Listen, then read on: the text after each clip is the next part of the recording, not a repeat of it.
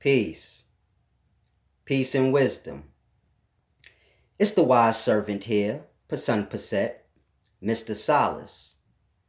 And today I want to do this very deep video called Genesis 6:4 in the Anunnaki. And what I want to do in this video is explain to you guys how in Genesis chapter 6 verse 4, when it says mighty men of old, men of renown, it is speaking of the Anunnaki. But in order for you to truly grasp that, you have to understand that you had kingdoms and nations of men pre-flood. And then you had the kingdoms and nations of men that came about after the flood. So when it says mighty men of old, men of renown, it is speaking about the kingdoms and nations of men pre-flood, influencing the new man after the flood. So it's a very deep thing. Now, the Anunnaki comes from Sumerian texts.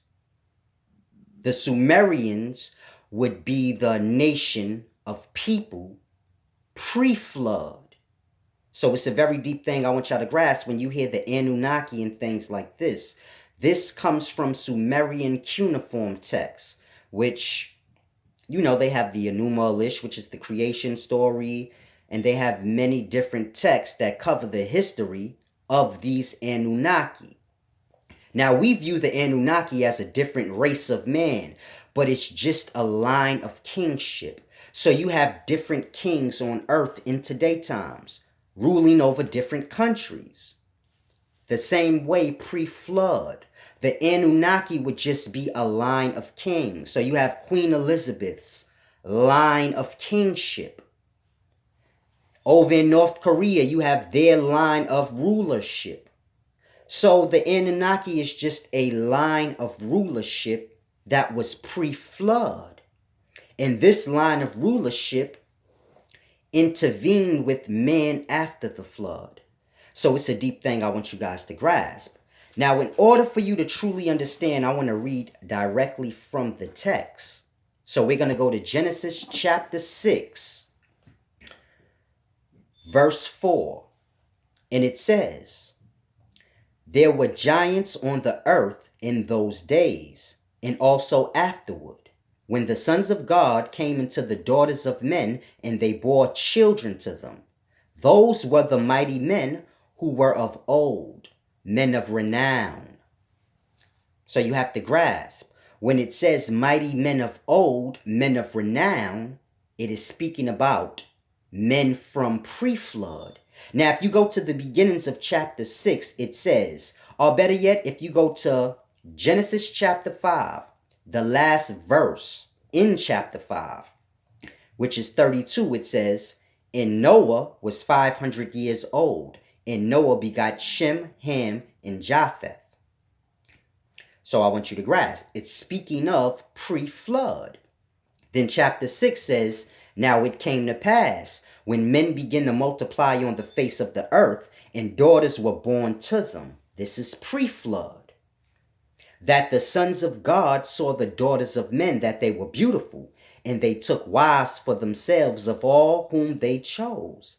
And the Lord said, my spirit shall not strive with man forever, for he is indeed flesh, yet his days shall be 120 years. There were giants on the earth in those days and also afterward. So the giants they were talking about that were on the earth in those days, meaning in the days before the flood and afterward, is speaking of the men, the kings and nations of men pre-flood. So there were giants on the earth in those days and also afterward, explaining that the men pre-flood, that line of kingship survived over. Now, why this is important or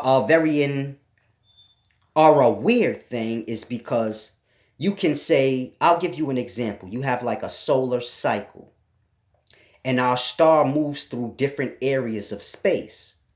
Now, every 3,000 years or so, this is just an example. Every 3,000 years or so, but this is a real example. Every 3,000 years or so, our Earth is destroyed, you can say. The life on it is destroyed, and it begins anew. So every cycle, at the end of every 3,000 year cycle, the earth is destroyed by fire, wind, air, water, and then it is brought about anew. So you can call it like a solar seasonal cleansing.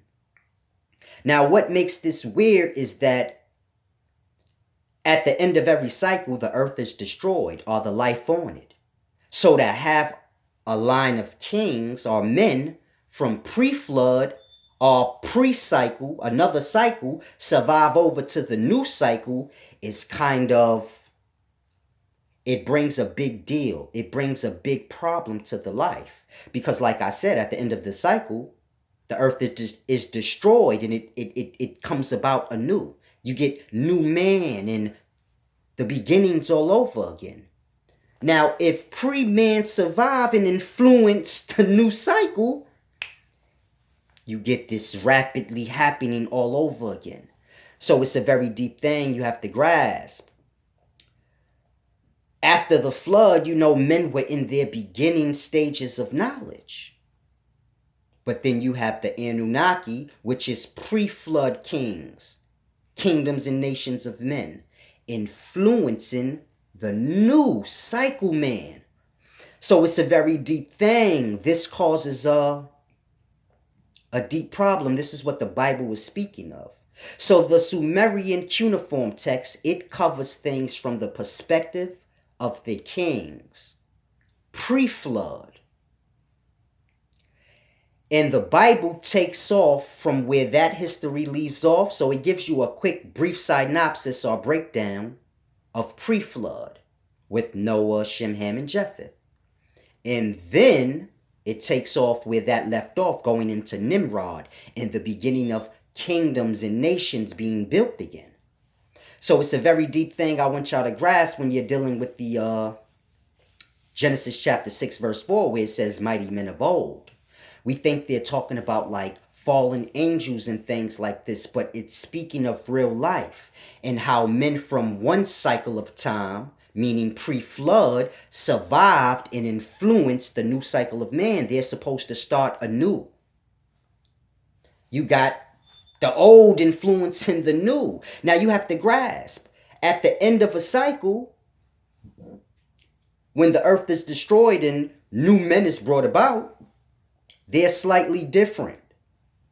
So you have to grasp, the men pre-flood were bigger.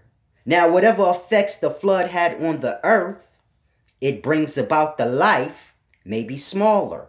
It may affect, the destruction may affect the earth to where it brings the life forms forth larger.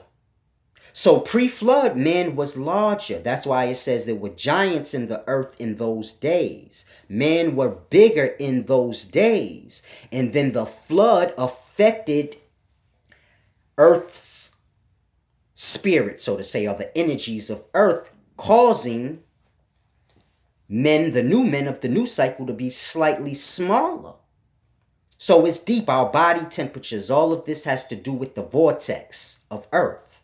If it vortexes faster, body temperatures of men will rise, and that will be their normal body temperature. So we correlate with the earth. So this is how you had pre-flood man bigger than the new cycle man, meaning after the flood, man was smaller. So now when you get to like the Bible, Genesis chapter 11, where it says, now the whole earth had one language and one speech, and it came to pass as they journeyed from the east that they found a plain in the land of Shinar, and they dwelt there. Then they said to one another, come, let us make brick and bake them thoroughly. When they got to the land of Shinar, this is after the flood. So the multitude went to Shinar after the flood. Nimrod is a part of this multitude, just one nation of people. Nimrod made a pact with the Anunnaki, which would be the men of old, men of renown, pre-flood men that survived. So they were in Shinar, meaning the Anunnaki, pre-flood man, they were dwelling in Shinar. And when the multitude, meaning the descendants of Noah, all came over to to Shinar, which is basically where the land was dry, because where they were, it became ice. So this is how we call it the Ice Age in 12,000 BC. And the Bible calls it the flood of that time. So, but they correlate. It's the same thing. You get a flood, then you get ice. So Noah and the multitude, or Noah's descendants, which were the multitude, came to Shinar, which is the Middle East. I did a video explaining this. Now, when this happens, this is how pre-flood man, which is the Anunnaki. So you got many different kingdoms and nations pre-flood. They're wiped out, but somehow the Anunnaki kingship survives. They influence or make a pact with Nimrod, teaching him how to build up cities and begin nations and kingdoms again. So they basically adopt Nimrod. He's the first. So it's a very deep thing I want you guys to grasp. Then you get cities and kingships again.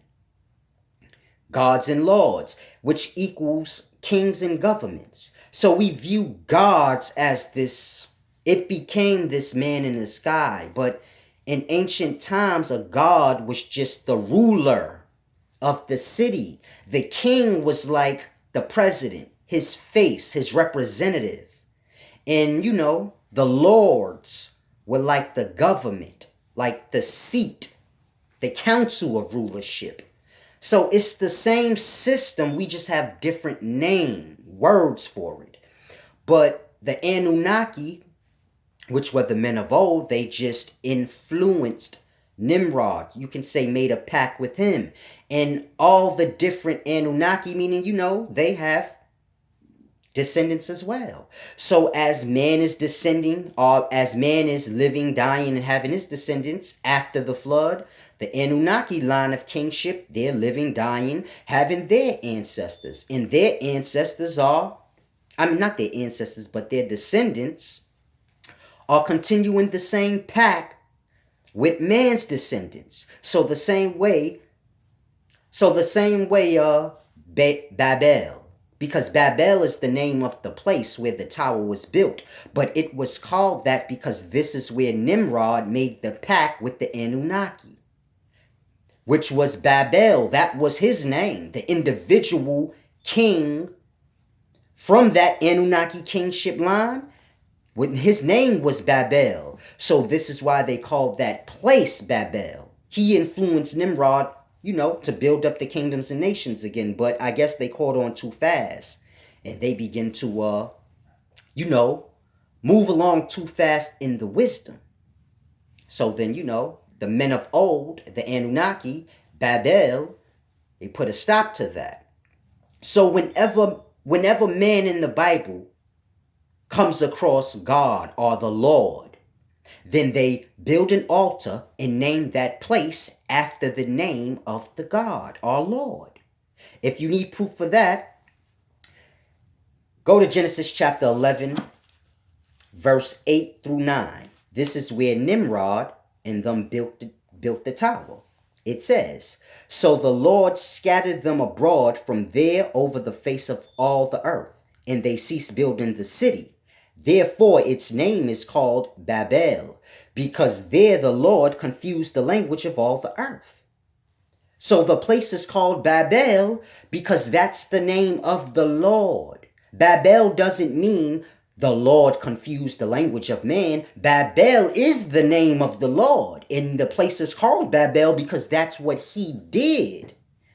Now, Abram, he dealt with Bethel. This would be, you could say, Bethel, the Anunnaki Bethel that dealt with Nimrod.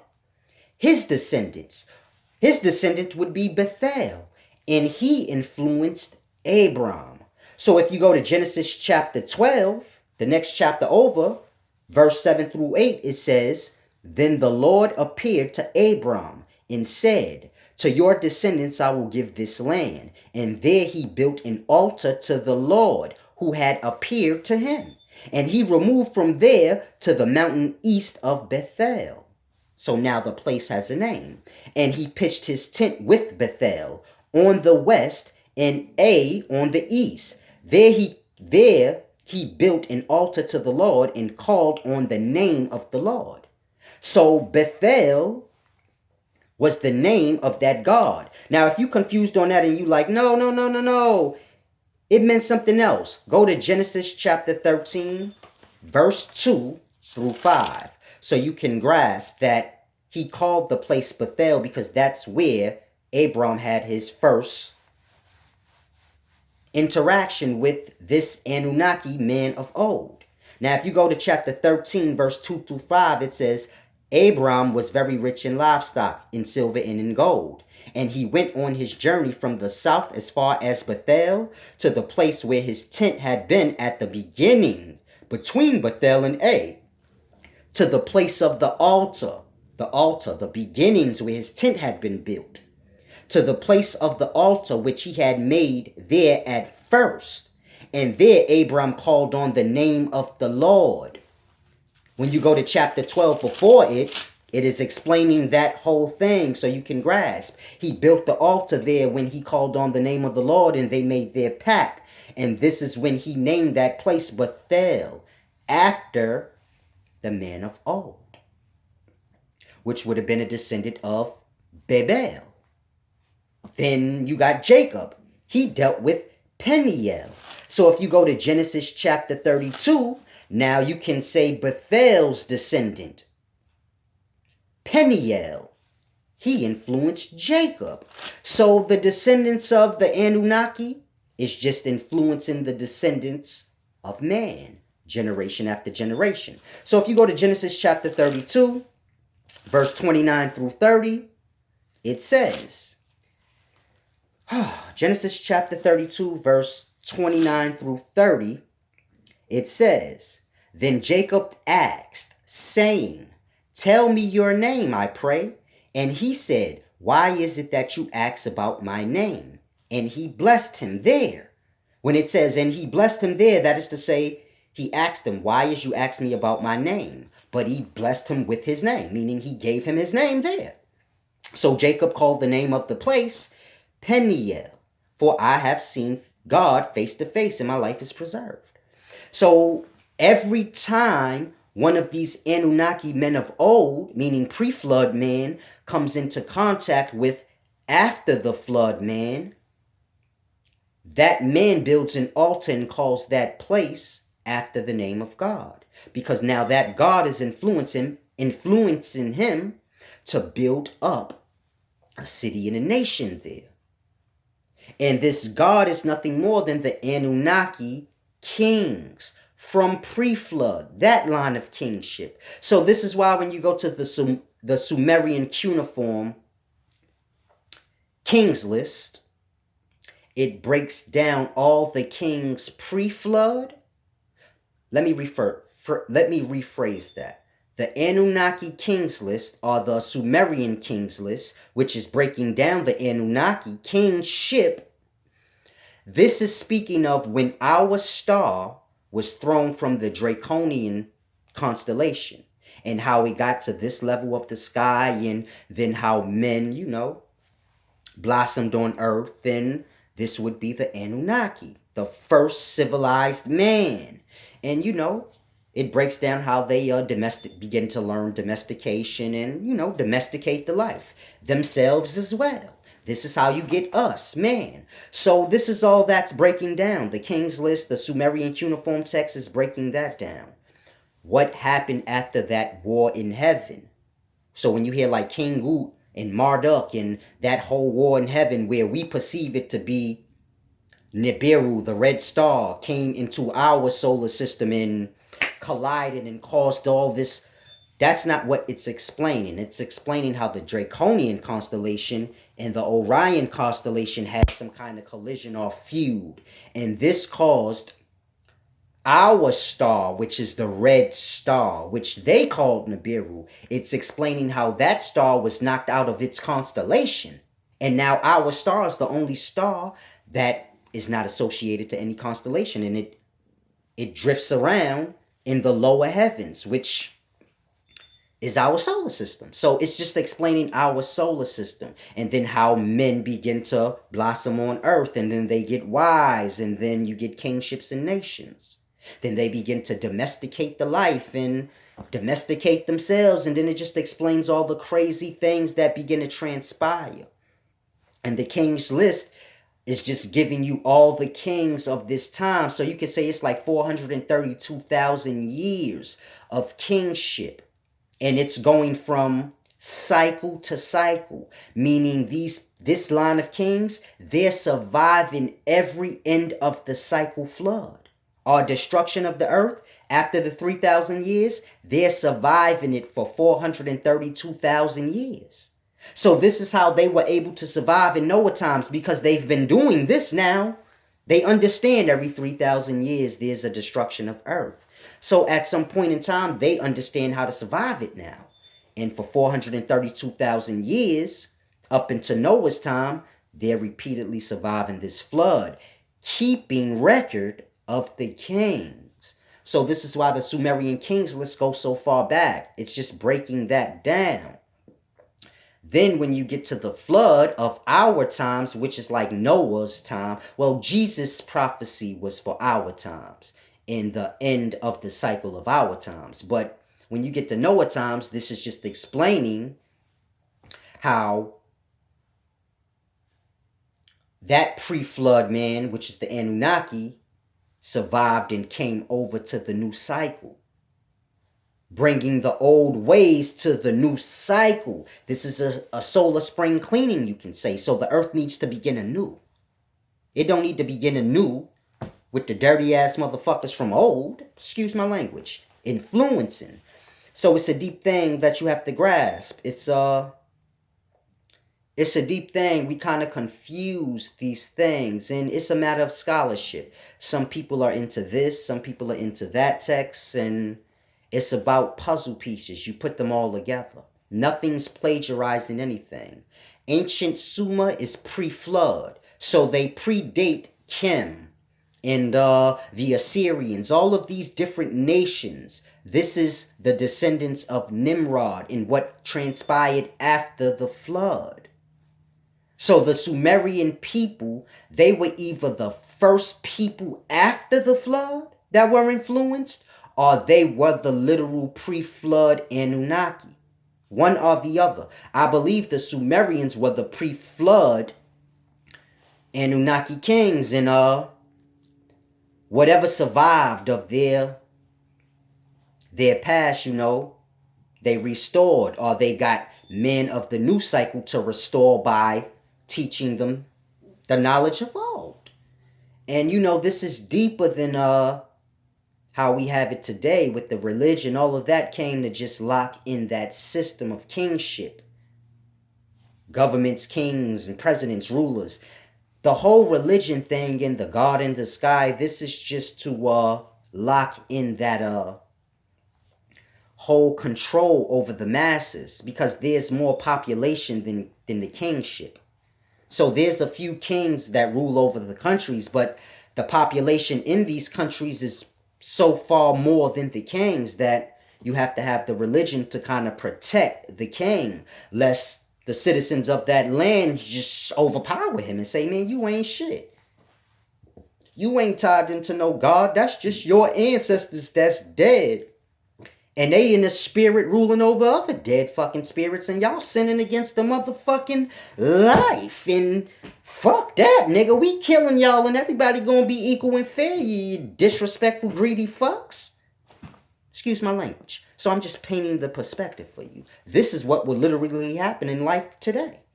If men grasp this, hold the fuck up. God ain't fucking real. God is your goddamn ancestor. And y'all been ruling for goddamn generation and generation over us and our ancestors. So long that y'all been doing this shit since before the goddamn flood or the ice age of 12,000 BC. Y'all disrespectful. So then we would revolt as one. Like, hold the fuck up. If you ain't a ruler, then you the slave. And everybody will realize, like, hold the fuck on. I don't rule shit. I don't either. Motherfucker be the president of the United States. Like, I don't know this shit. I'm just standing in. Hold the fuck up. And then motherfuckers will start bugging the fuck out. Like, nah, hold up. And that whole kingship shit'll fall. So the religion is structured around it so that the people stating, and this is all knowledge of old cycles being passed down, and that kingship and all of that. It's a deep thing. We're going to come into the end of our cycle where the earth will go through its solar cleansing and we will all be destroyed as well. But this kingship will survive again because this is what they do. So the kings you see of today, mighty men of old, men of renown. We get lost because we think in a movie like, oh, the Anunnaki men from pre-flood, they lived so much longer. That's how they survived. Their descendants, men reproduce. When the flood happened, whatever Anunnaki king was around at that time, he wasn't old. So when the flood happened and then it passed on, he was still alive. This is no more than a 10-year period. The flood is not like a 10-year period, but I'm just giving you an example. Let's say the flood, the whole event of the flood until it went away lasts 10 years. The king from the pre-flood will still be alive if he survives it. And therefore he can influence. But he's viewed as a man of old. You have to grasp, Noah is a man of old too. Shem, Ham, Japheth, his sons, they're men from pre-flood times as well. But just like in today's times, you have cities and kingdoms, and then you have those that dwell out in the forest. We call them, the uncivilized tribes of today that haven't been civilized or conditioned. So Noah, Shem, Ham, and Japheth, they would have just been that. Men that didn't live according to the kingship and in the cities. And so, being as though they were pure, uninfluenced, they survived. So it's just like in today's times, if we have a nuclear war, men in the cities are going to die. But the men in the forest, they are separated from that in a sense. So it's a deep thing. When things happen and destructions happen on life, those in the wilderness that live the natural way, they still learn from life. So they know these things are about to happen, just like the birds and the animals. They're one with the life. They know when catastrophe is coming. They don't need anyone to tell them shit. Same as men that dwell in that way, in the pure way of life, where they're one with the life. They know the flood coming. So Noah knows the flood coming because he ain't conditioned into the system. Where you depending on the weatherman and this person to tell you this and that. You one with the life. So they knew. They survived.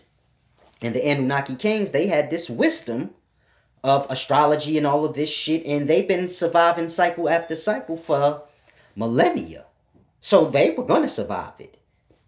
They just didn't know Noah's line was going to survive it. So you figure whatever kingship survived right after the flood, they take refuge in Shinar now and begin to build up. And then they see man coming in like, oh shit. I guess the people in the forests in the wilderness, those that were never civilized, some of them survived. I would have never guessed they would have survived. They don't know shit. So this is the perspective. Like, damn, they survived. Then he influenced them. So this is how you get Nimrod and Abram and Jacob. But the whole point of this video, I just want you guys to understand. Genesis chapter 6:4, when it speaks of the sons of God and the mighty men of old, it is not speaking of aliens coming from another planet, but it is speaking of men from pre-flood cycle, influencing man from the new cycle. This is not supposed to happen, but it has been continuously happening for the last 432,000 years, according to the Sumerian kings list. So the Sumerian text in their history tells it from the kingship perspective. The Bible takes on from where they leave off, where men begin to take kingship, meaning new cycle men, they adopt this way from the men of old, and they begin to live in this way and in this system. So the Bible just takes off from there, and it's just explaining, like, how men keep getting lost from cycle to cycle.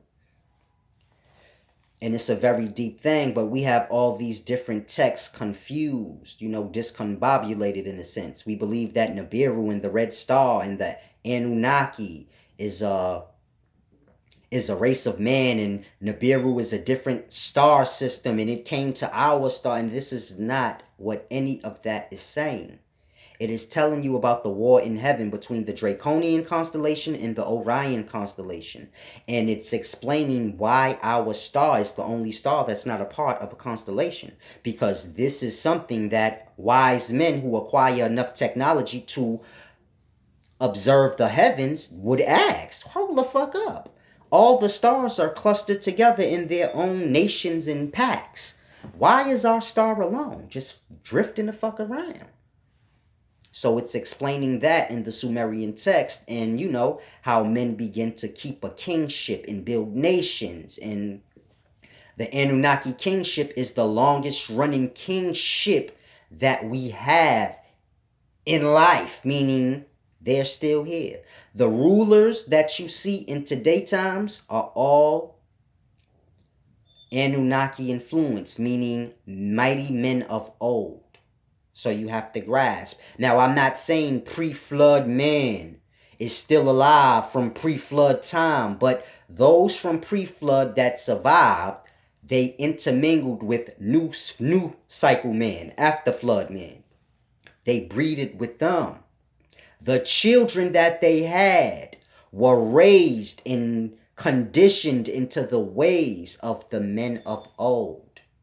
So the wisdom is what makes them the men of old. Keep passing it down to their offspring. Keep the kingship.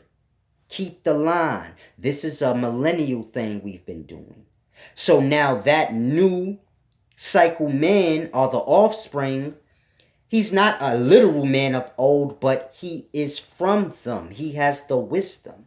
So the men in today's times, the kings and rulers we have, they are the men of old. Now, you don't see the actual kings and rulers or the rulers of these different countries, but you see the representatives, which we call kings, emperors, presidents. You see the representatives, which would be the men of the new cycle that are influenced by those of the old cycle, wisdom-wise. The old cycle men, they have their descendants, and they are kept separate from us.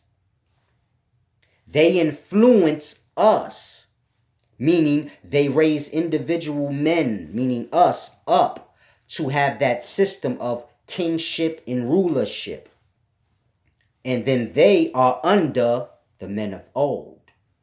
So it's a deep thing. Nimrod was a mighty king. He built many nations. He gave all his praise to the Anunnaki, the men of old. They are the ones who raised him up. And in that, they had their kingship still survive. And in that, Nimrod gets to rule as well. So it's like the king has a underboss, so to say. The boss has an underboss. And the underboss know he has a boss above him, but he doesn't mind because he rules over everybody else. So this is how that whole thing works. And we live this reality. So y'all have to take these ancient texts a little more serious when y'all reading them and understanding them. A lot of people are going on what others are saying or face value. The pastors, the preachers, the great scholars, the wise men of today, they do not have understanding. Understanding comes with humility. It comes with peace. Men of today don't have peace in humility. Therefore, they never get to tap into understanding. So we smart. We translate these texts and we know how to read them, but because of lack of humility and because of lack of peace within self, the understanding is not grasped. Therefore, men are lost into the oppression. So we fall right into the trick, meaning the religion, the God in the sky, this law, this rule, this people is a sacred people and they special, and this nation and that nation. We fall into these things which are tricks for the kingship. This is how the king is protected, by all these many different tricks that we fall into, taking our attention away from the fact that we're all oppressing one another and we don't rule or own anything. We're oppressing one another for the true oppressor. And it's a sad thing. This is why I tell you guys we have to all stop working and just be still in a hole for a week so y'all can see reality. That's all it takes is 7 days. 7 days. If all the men of the earth, I don't care if it's a military man, a judge, a lawyer, the Con Edison man, everyone must stop working at the same time for a week so y'all can see reality. Because during that week, it's going to be people that owe their light bill and owe their rent, and ain't nothing going to happen. They going to still be living with rent, with living in their home with light, cable, gas. They going to be like, well, damn, my shit ain't get cut off. And it's because no one's working to do it. And y'all will see how we all, as the slaves, oppress one another by working. It's cold, deep-blooded. But I did a video called The Solution, Part 1 and Part 2. The first one is from 2016 Marches. And the second one I did in 2017. And now I'm speaking on it again in 2018. So, you know, everybody has to stand firm at some point. But men are lost in their greed and their desire to oppress others. So it's just a deep thing. The wise servant just has to try and reach who he can and get men to grasp. But in any event, it's the wise servant here, Pasun Paset. Peace and wisdom